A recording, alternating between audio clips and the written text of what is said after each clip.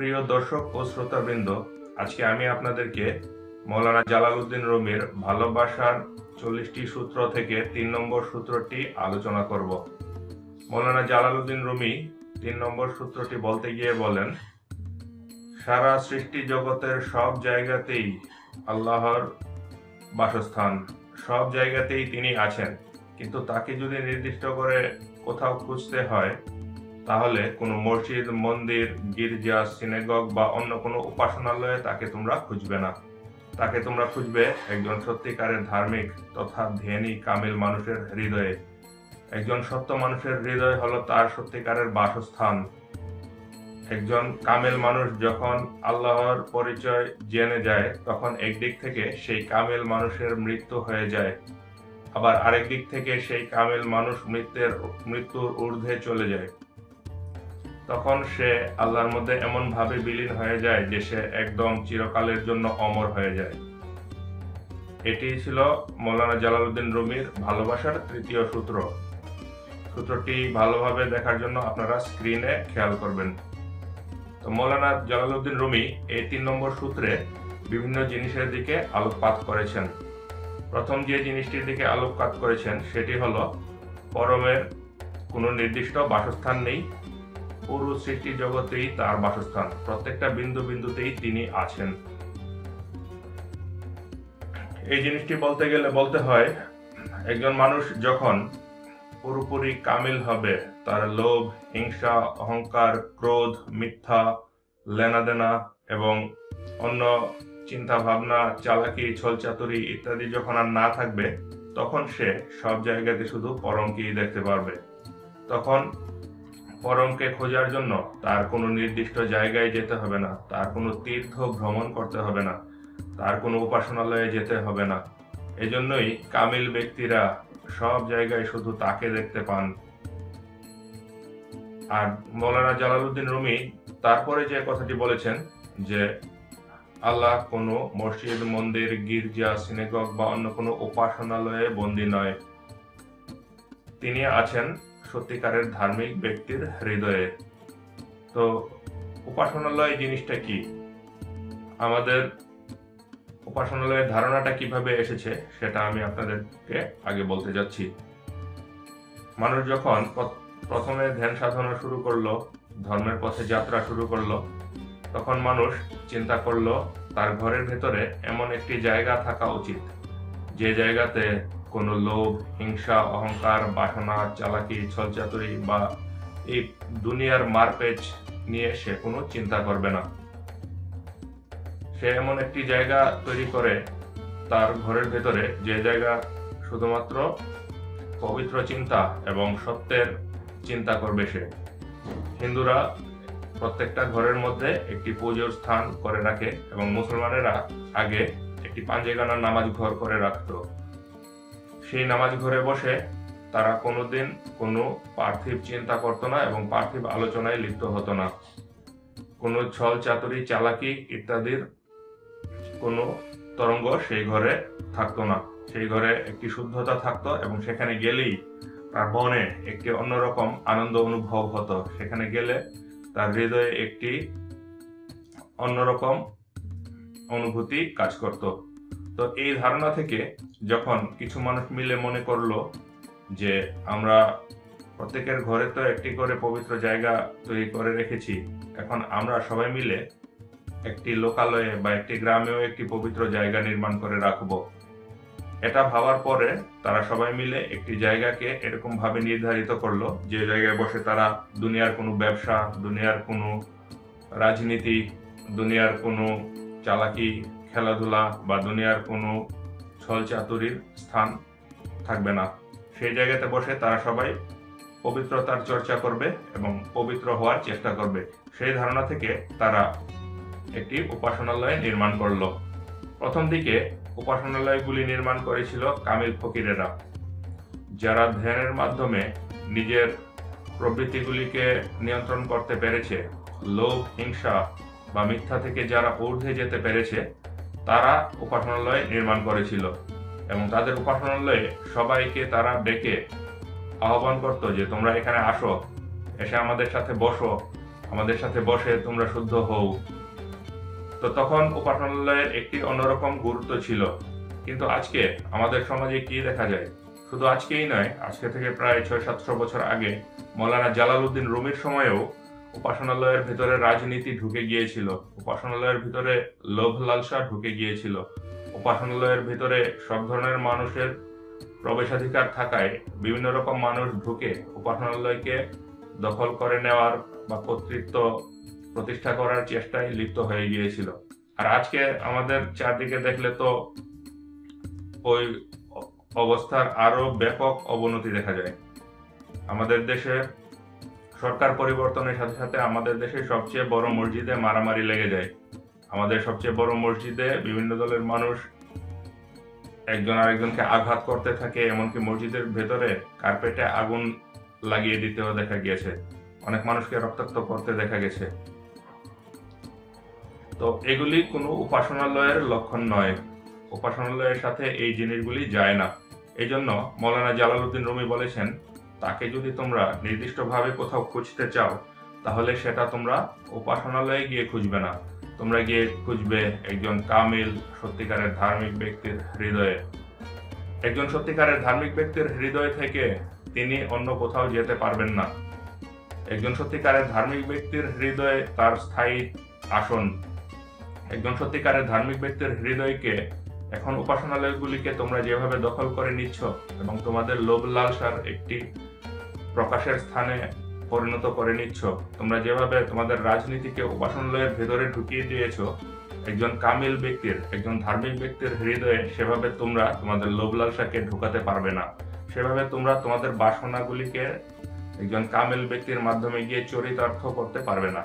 তোমরা তোমাদের রাজনীতি এবং চালাকি ছলচাতুরি নিয়ে একজন কামিল ব্যক্তিকে তোমাদের মতো করে চালাতে পারবে না। কিন্তু এখন মসজিদগুলিকে দেখা যাচ্ছে বিভিন্ন দলের মানুষ নিজের মতো করে চালাচ্ছে। শুধু মসজিদ নয়, অন্যান্য ধর্মের যে উপাসনালয়গুলি আছে সেগুলিরও সেই একই অবস্থা। আমি বাংলাদেশের প্রেক্ষাপটে মসজিদের কথাটি বলে উদাহরণ দিচ্ছি মাত্র। তো মৌলানা জালালউদ্দিন রুমি বলেন, কোন মসজিদ, মন্দির, গির্জা, সিনেগগ ইত্যাদির মধ্যে গিয়ে তোমরা তাকে খুঁজলে তাকে পাবে না, তোমরা পাবে একজন কামিল ব্যক্তির হৃদয়ে।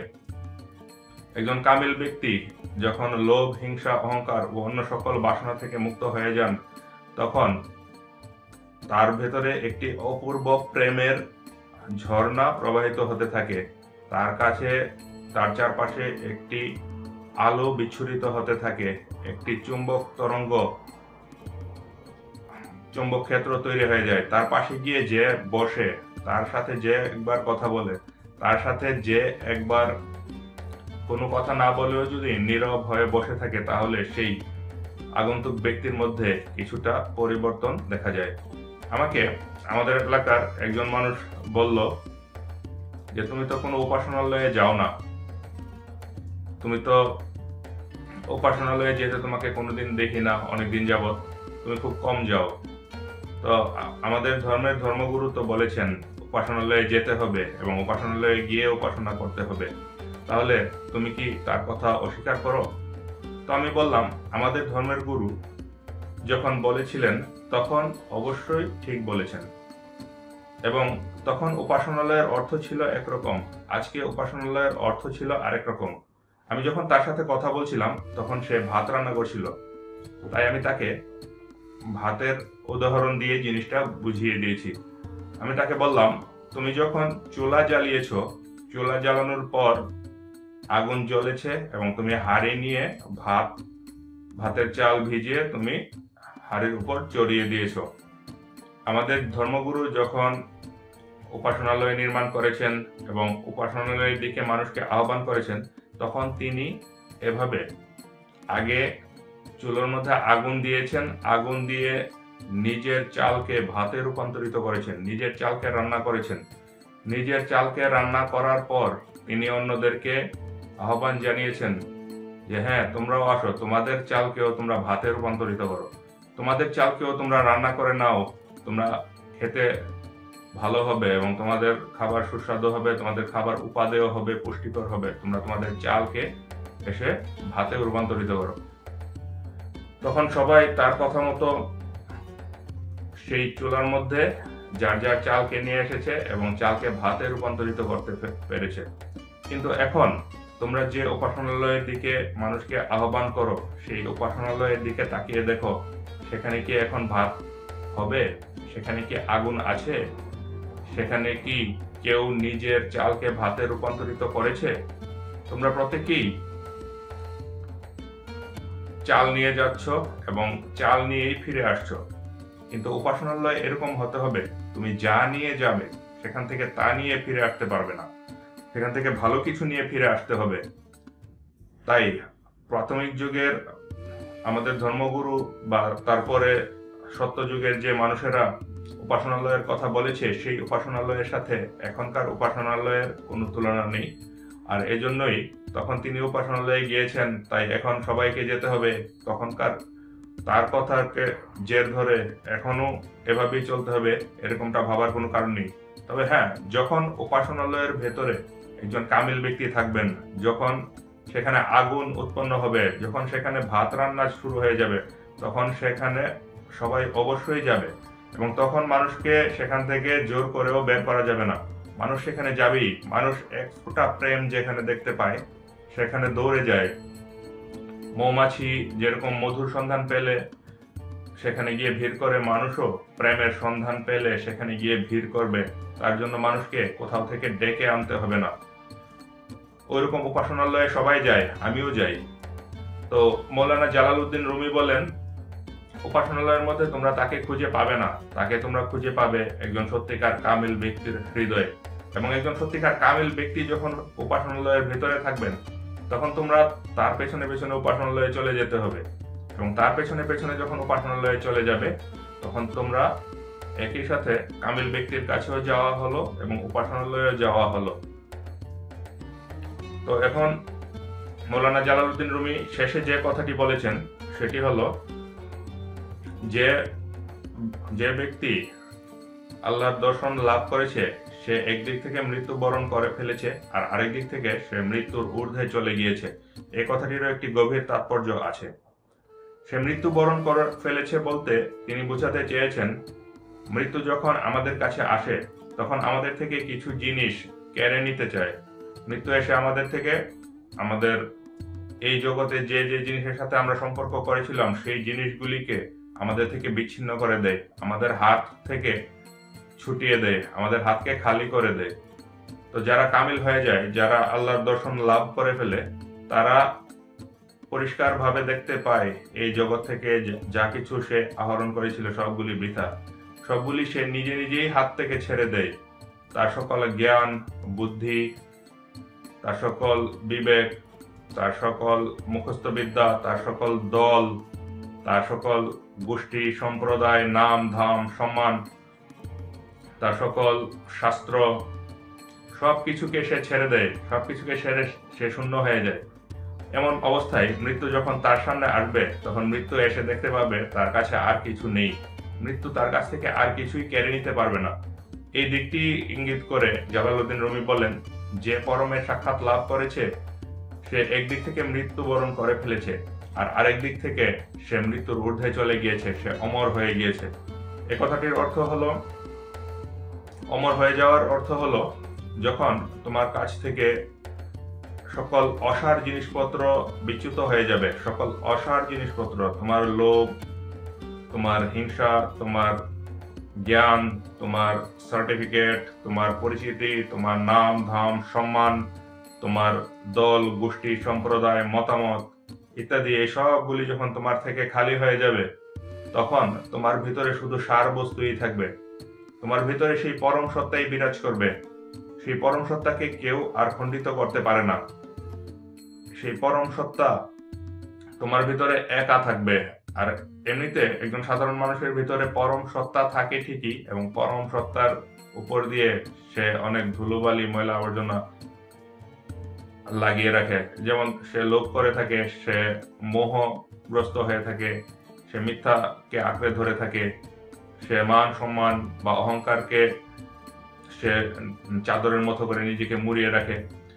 প্রত্যেকের ভেতরেই পরম সত্তা বিরাজমান, কিন্তু সে পরম সত্তার সাথে আরো কিছু ক্ষতিকর এবং ময়লা আবর্জনাকে নিজের সাথে জড়িয়ে রাখে। কিন্তু যে কামেল হয়ে গেছে সে সকল ময়লা আবর্জনা এবং অসার জিনিসপত্র ছেড়ে দেয়, মৃত্যু তার কাছ থেকে এসে কিছু কেড়ে নিতে পারবে না, এবং সব অসার জিনিস ছেড়ে দেওয়ার ফলে তার মধ্যে শুধু সার বস্তুই অবশিষ্ট আছে, তার ভেতরে সেই পরম সত্তাই অবশিষ্ট আছে। তখন পরম সত্তার সাথে তাকে আলাদা করা অনেক কঠিন হয়ে যাবে। চিনি যেরকম ভাবে পানির সাথে মিশে যায়, তখন সেই সাধক, সেই কামেল ব্যক্তিও পরম সত্তার সাথে পুরোপুরি ভাবে মিশে যাবে। মৌলানা জালালউদ্দিন রুমি সর্বশেষ যে বাক্যটি বলেছেন, এটি হলো, পরম সত্তার মধ্যে বিলীন হয়ে কামিল ব্যক্তিরা অনন্তকালের জন্য অমর হয়ে যান। এই কথাটির অর্থ হলো, যখন একজন ব্যক্তি ওইরকম ভাবে সকল মোহমায়া, লোভ, হিংসা এবং সকল বাসনা থেকে মুক্ত হয়ে যান, তখন সেই কামেল ব্যক্তির যে কথা অবশিষ্ট থাকে, সেই কামেল ব্যক্তি যা যা বলেন, যা যা করেন, তার প্রত্যেকটি কথা, তার প্রত্যেকটি শব্দ, তার প্রত্যেকটি পদক্ষেপ, তার প্রত্যেকটি কাজের মধ্যে আল্লাহর পরিচয় পাওয়া যায়। আবার আল্লাহর প্রত্যেকটি কথা, প্রত্যেকটি বর্ণনা বা প্রত্যেকটি আদেশের মধ্যে সেই কামেল ব্যক্তির ছায়া দেখতে পাওয়া যায়। এজন্যই জালালউদ্দিন রুমি বলেন যে সে একদিক থেকে মৃত্যুবরণ করে ফেলেছেন, আবার আরেক দিক থেকে সে অমর হয়ে গেছে এবং আল্লাহর সাথে এমন ভাবে মিশে গেছে যে সে চিরকাল তার মধ্যে বিলীন হয়ে অমর হয়ে থাকবে। তো চিরকাল মানুষ যতদিন আল্লাহর কথা স্মরণ করবে এবং আল্লাহর বিভিন্ন হুকুম শুনবে, আল্লাহর হুকুমগুলি শুনলেই সেই কামেল ব্যক্তির কথা মনে হয়ে যাবে, আবার সেই কামেল ব্যক্তির কথাগুলি শুনলেই আল্লাহর কথা মনে হয়ে যাবে। এরকম ভাবে কামেল ব্যক্তির সাথে আল্লাহর একটি দৃঢ় সম্পর্ক হয়ে যাবে এবং সেই কামেল ব্যক্তি চিরদিনের জন্য অমর হয়ে যাবে। মৌলানা জালালউদ্দিন রুমি ভালোবাসার তৃতীয় সূত্রতে এই কথাগুলি বোঝাতে চেয়েছেন। আশা করি আপনাদের কাছে ভালো লেগেছে। আপনারা এরকম আরো অনেক ভিডিও পেতে চাইলে আমাদের সঙ্গে থাকবেন। ধন্যবাদ আপনাদের সবাইকে।